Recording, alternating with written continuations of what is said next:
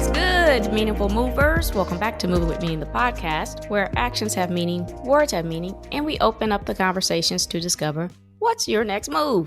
I'm your host, Krystal. In today's episode, we're going to get high on life, that is, or maybe we got something else in store.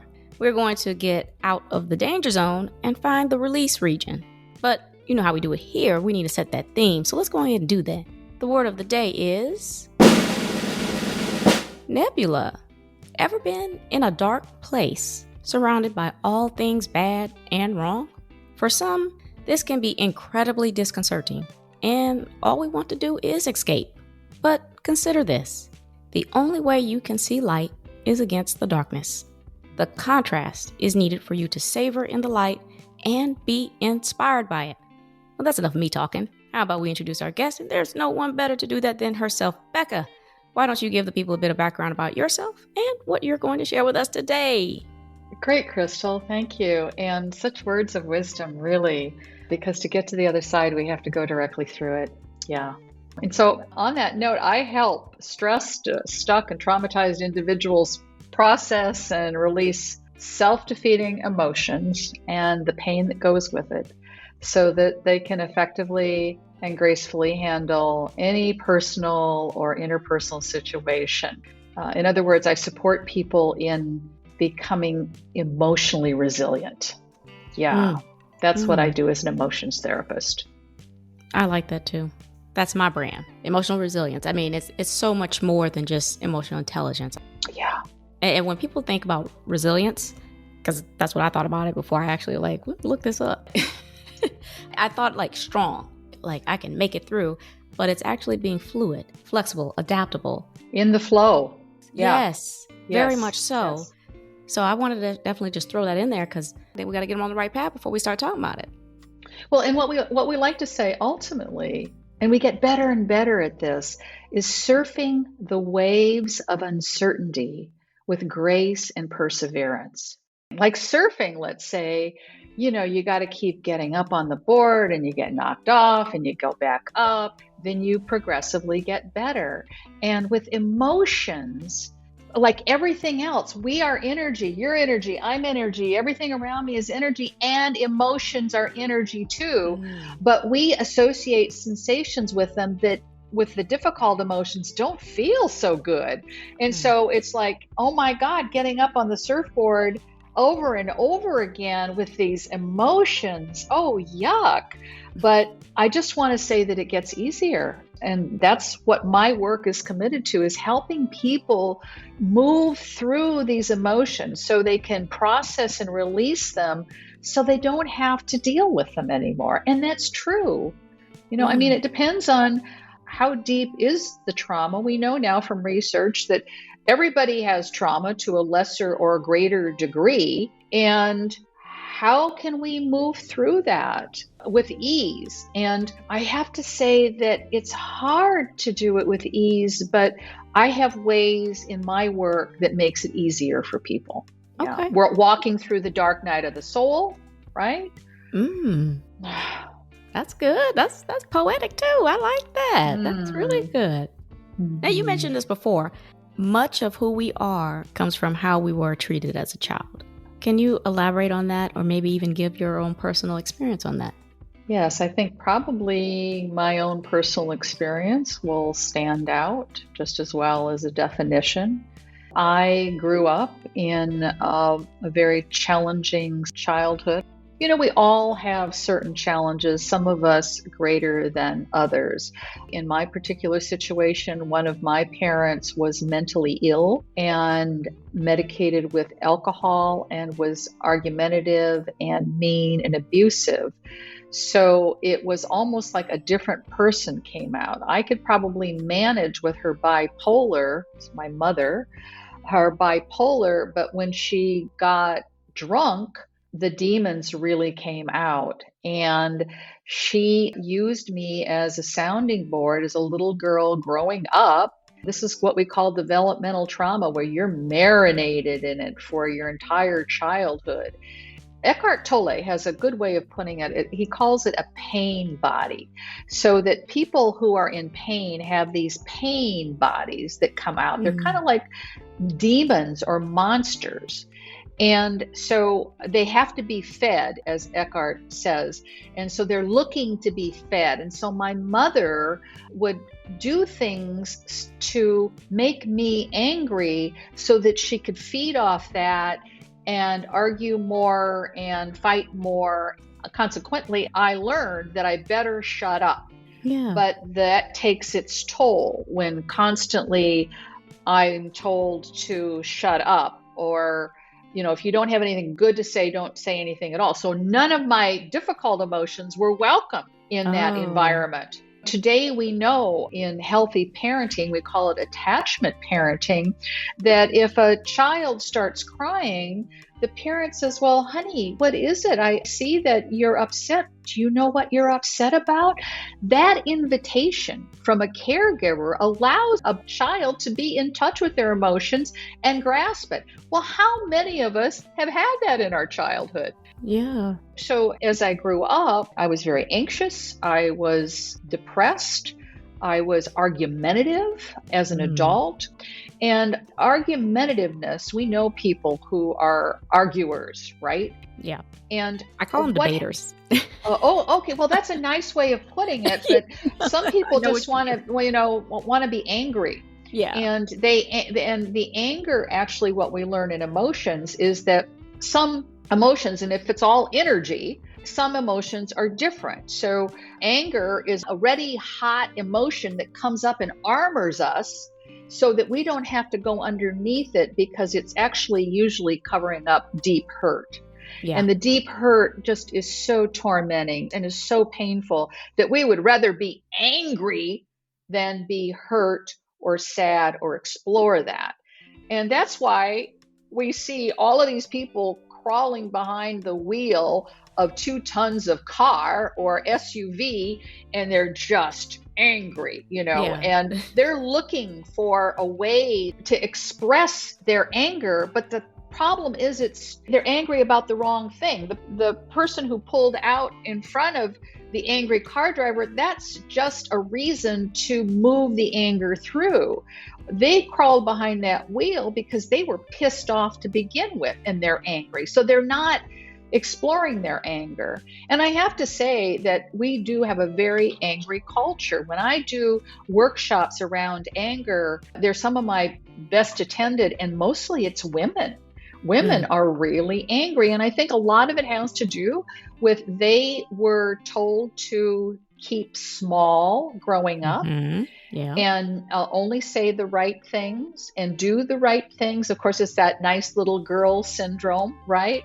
And so we grow up into women, and what happens, a lot of us, we have repressive anger and expressive. So the expressive is that nuclear option where they blow up.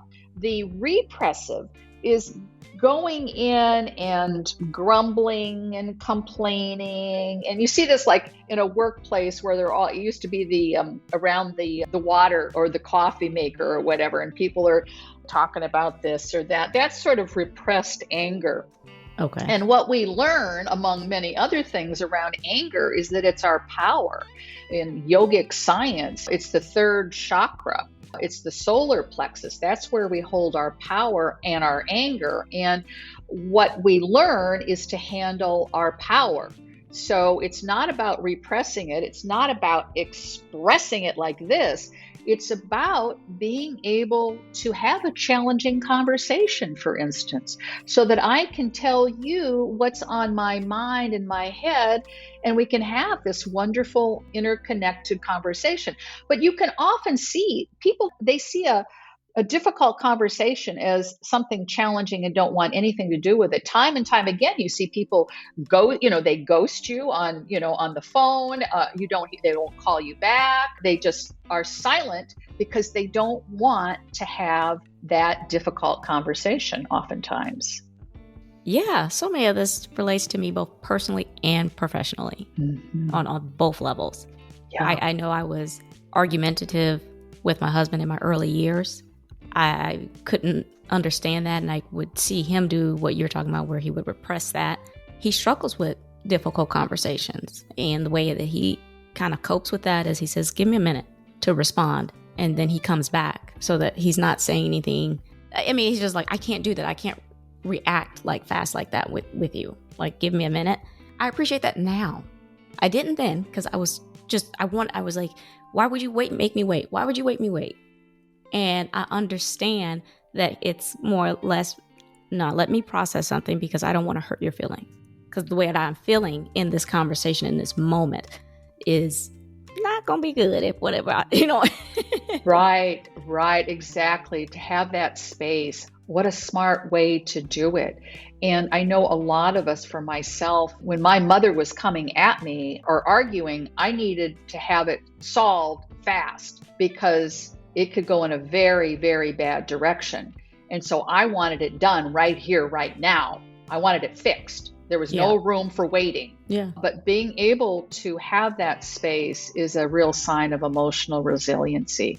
To be able to go away and think about it and breathe through it and then come back with a clear mind and have a conversation. Mm-hmm. Man. So you had this real good term that you became the slave to your emotions because of anger, anxiety, and argumentative. And I'm like, man, so was I. And at times I can kind of feel myself. It's good to recognize when you're starting to kind of lose it and then come back, because I think we're going to do that from time to time. But you end up dealing with that by finding a career in the media industry, right? And that helped you. Why did that help you? Why did you go into media that helped you deal with this? So, yes, I am a former television reporter, anchor, and executive producer, and I worked for National Public Radio in the United States. I now live in Portugal for about a year and a half. So this harkens back to my childhood and the rejection I felt. Explicitly and implicitly, I was told I just didn't matter. So growing up and going into young adulthood, in college I studied journalism and I loved to write, but then I found television and television news, and it felt good. I had no internal resources, but it felt good to be on television because I would get this feedback where, oh my God, you're good. You look good. You're so smart. You write so well. Oh, I needed that because I had no internal resources for myself. That was my strategy to get what I needed.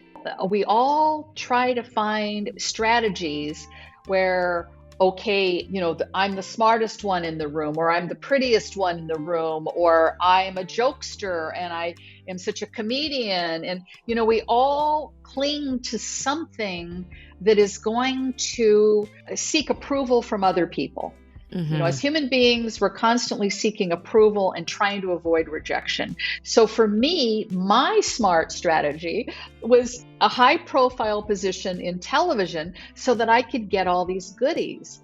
And in fact, it was in really bold relief when showed me I was engaged and I was invited to move to my fiance's town. So my contract at the television station I was working at was running out and I decided not to renew it. And so I moved and my fiance said, just take it easy, right? I'm working. You don't have to work. Just take a break. And Krystal, I was without that work. So without the feeding, right? Without all of this. And I went into a deep, dark depression. It was, I want to say it was awful, but it was an extraordinary wake-up call for me that there was something going on. It was meant to be. It took all the comfort away and left me with all of this hurt. And it was at that time I really started on my my path consciously. So my fiance said, why don't you get some help, some talk therapy. I was almost 30. I didn't know from talk therapy, but I went in and I did it and ended up doing it for years. It's the Western way, right? Going in and talking to a therapist. And I have to say that it's not, and a lot of people agree with me on this. The idea of going with somebody and sitting down every week and just talking, getting whatever is off your mind, and that's really what it is. It's off your mind. feels kind of good, but there's no healing really that's happening, because what we know about emotions is to be able to be in touch with them. It doesn't come from up here. It doesn't come from the cognitive. It has to come from the intuitive. And in talk therapy, we're not going in to that deep inner knowing, that place. So therapy was part of my journey. And it was really when I got on my journey, because I realized, I guess what therapy did, and this is interesting in our conversation, I'm just really becoming aware of this, that it actually put me on my journey, realizing how screwed up I was. So it was like, oh my God, this is what it's been all this time, all these emotions. And so then I continued to look for answers and solutions on how to feel better. I'm not unlike most of the people who come to me, because I always do an intake interview with all of my clients, all of my students. Before we do any sessions or before they come to any masterclass courses of mine, I want to know about them. Yeah. And most of the people who come to me have been looking for years for things that are going to make them feel better. It's said that when the student's ready, the teacher will appear, and they find me somehow, some way. Then I understand that they have done everything, including what I did, the talk therapy, the meditation. I studied Buddhist meditation. I studied Kabbalah meditation, which is the mystical form of Judaism. I did just regular mindfulness meditation. The whole thing. And what happened was I couldn't do that because my thoughts were just so pounding. I couldn't sit down. And it made sense to me that we're running, doing this, doing that, busy. And then somebody says, okay, sit down, shut up, and go inward. It was like, how does that work again? How am I supposed to do that? And so anyway, I couldn't. And most of the people who come to me couldn't either. And the reason why my work is one that's very workable is that the meditations that we do, I call them the unmeditation meditation, because you don't have to go quiet. In fact, it's very expressive, the moving, the activity, the breathing, and me inviting you to bring up whatever is knocking loudest on your head, because that's what we come in with, right? To tell somebody, okay, we're going to go into this visualization of walking through the woods and then the shoreline and they'll look up at the sky. Well, if I'm miserable and thinking of my anxiety or my depression or whatever, that's kind of hard to focus on that stuff. But when you come to me and we're doing these practices and I say, okay, Krystal, whatever's knocking loudest on your head now, bring it up. And so we're doing these practices and the stuff is coming up, all emotion comes up, and all emotion is welcome in our environment. And there is a lot of crying. I've worked with people who are so cried out that all they can do is laugh during these practices. This laughing is a way to release as well. And as well as all sorts of belching and hiccups and, our body releases in many, many ways. So I don't know. I kind of went off on a tangent on that. Well, I want to comment on something. I just remember as you were talking about therapy, I was like, okay, good. Because I was going to say, I was like, you got to give credit to therapy now because it got you to a point of awareness, at least awareness. And that's why I love therapy. I love therapy so much because, at least with my therapist, I don't know about everybody else, y'all got to find the right one, but it is so comfortable. I feel so safe. I feel like she understands me and can make sense of things. And she's not answering anything. She's not telling me I'm this way or that way. She's not giving me the answers. It's just putting pieces together and letting me know, like, you're just like everybody else who's going through this. They may have started in a different place, but it does open up the possibilities. That's what it does for me. Because I couldn't be here on this podcast if I didn't do that therapy with her. There's no way that I could be doing all of my other entrepreneurship things and being, like you said, on my path, on my purpose-driven path. I couldn't have done that without that, in my opinion. So I just wanted to just throw that little plug in there that, I do love therapy. I do recommend it. But you're right. It takes more. We have to go further than that. So, yeah. And I stand corrected. There are varying opinions in regard to therapy. But what I teach is self-therapy. So I teach people how to be their own therapist.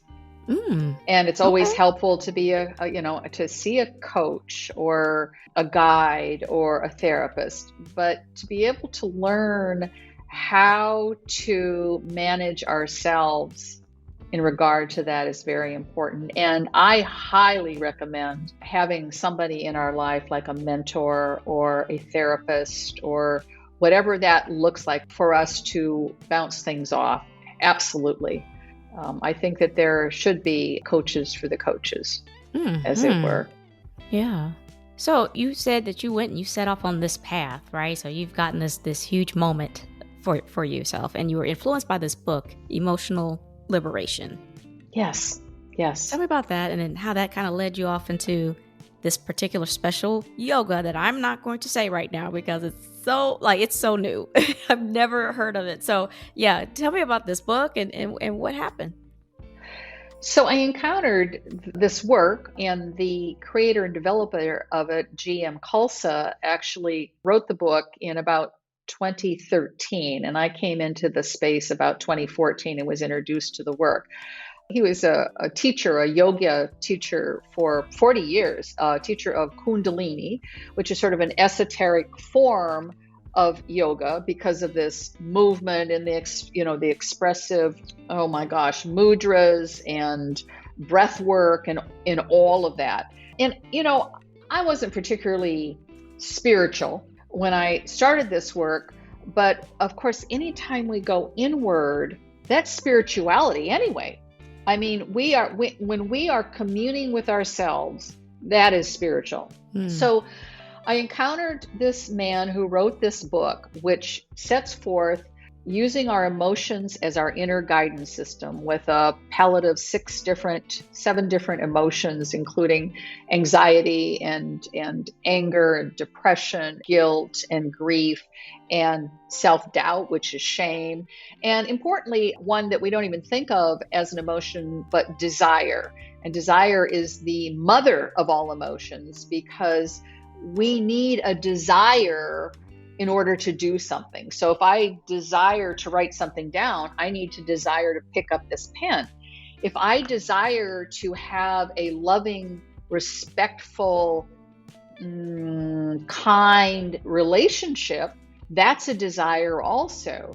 But we have not learned how to respond to our desires. In growing up, we never learned how to do that. So that's a very important emotion. So there's this palette of 7 difficult emotions that I teach people how to feel into them.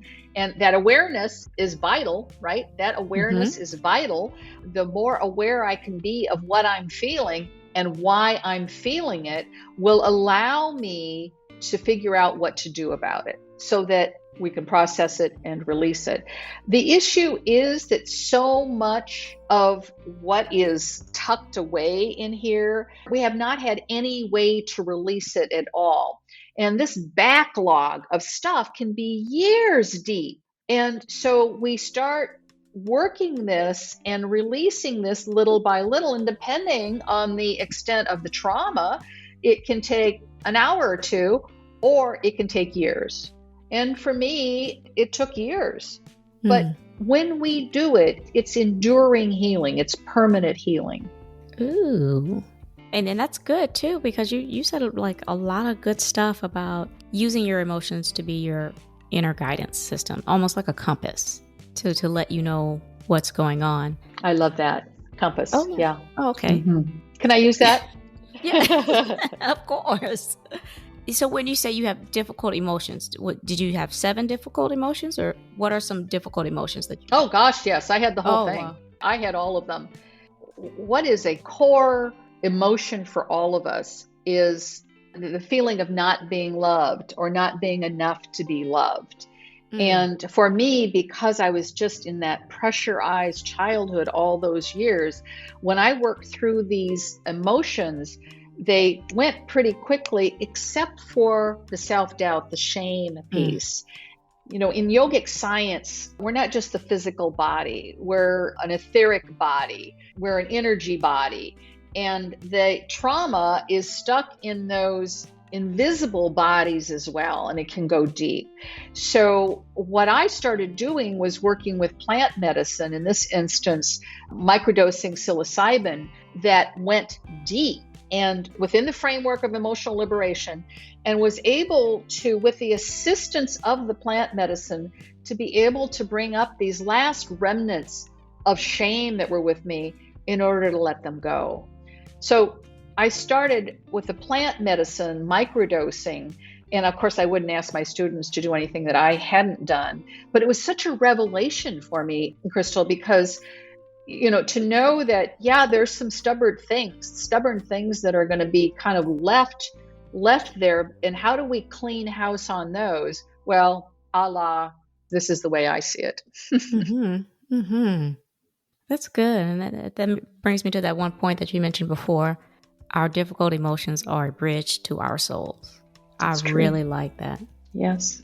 And that's your line, not mine. It is my line.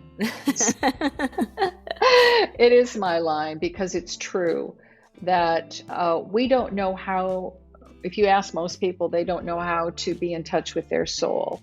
And if we can learn to do it through our difficult emotions, then we are able to be there. And regardless of how non-spiritual we are or secular we are, to understand that we have to go inward, and we can do it in the breath work and the movement and whatever, and you don't have to call it spiritual or not, but we do need to find a way to get in there in order to bring it up, because these emotions are tethered to trauma. Mm-hmm.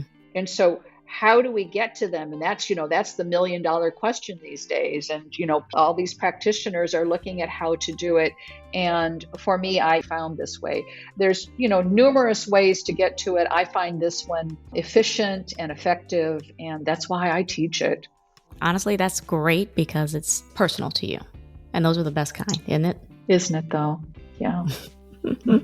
So, Becca, are you ready to give us your golden nuggets and add that ketchup just to recap? Sure. Right off the top of my head, I think of a golden nugget that you can go to immediately, right? A go-to thing. Come into my masterclass course. Well, come, please, but what can you do to implement something right here, right now? I consider that a golden nugget. And what I like is something I call redos. And most often it's between my husband and myself. So, how you can snap at somebody, somebody close to you. It could be a sister, or brother, or whomever also, or a best friend or whatever. But let's take our partners, because they, we live with them for so often and so deeply. And so let's say that Ron snaps at me, or he growls or something. He might be in a bad mood.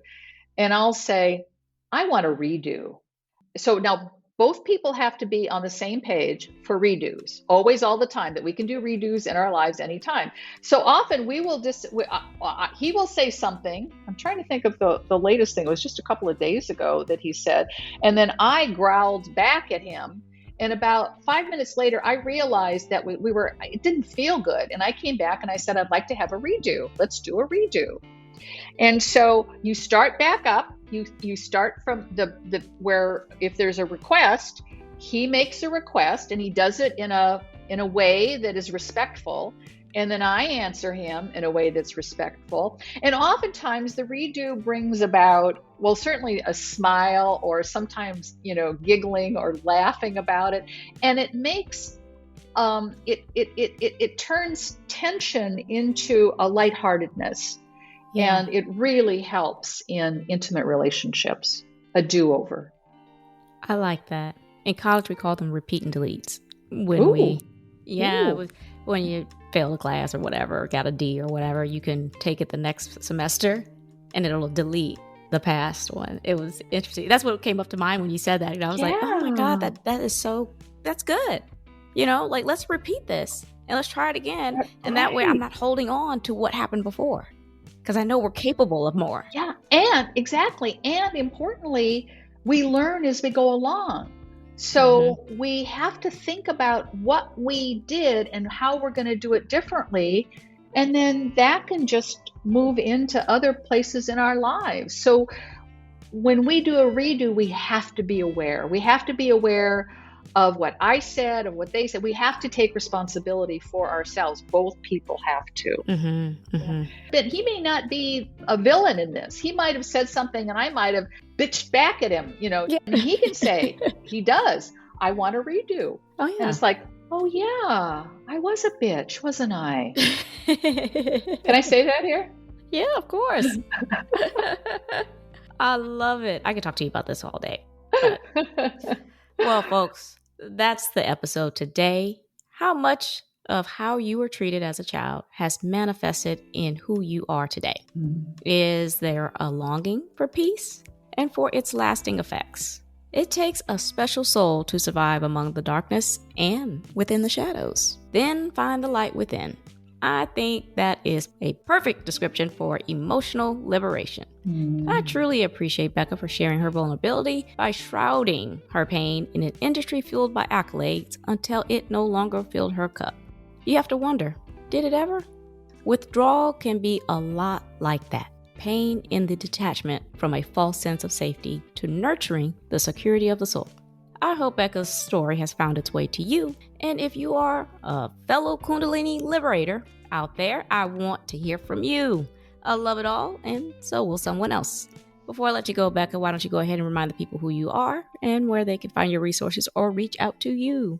Thanks, Krystal. Yeah, so my name is Becca Williams. And easy to find me. I just point you in the direction of my website, which is beccawilliams.org. I try to have an assortment of accessible events and things for people because I want the outreach to be for those who maybe can't afford something. So I have masterclass courses, I have retreats, I have one-to-one sessions, whatever anyone wants. And my door is always open. So I just want to make sure that people know that if they have questions before they sign up for something or intend to sign up or are thinking about it, talk to me and we'll figure it out together.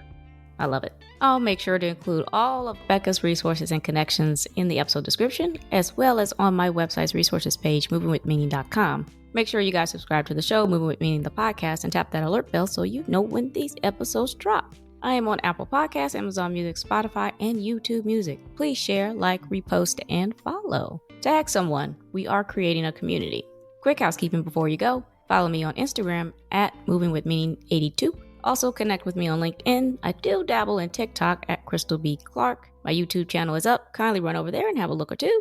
Links are in the episode. Alrighty. I'm Krystal on Moving With Me in the podcast, reminding you to take it one step at a time.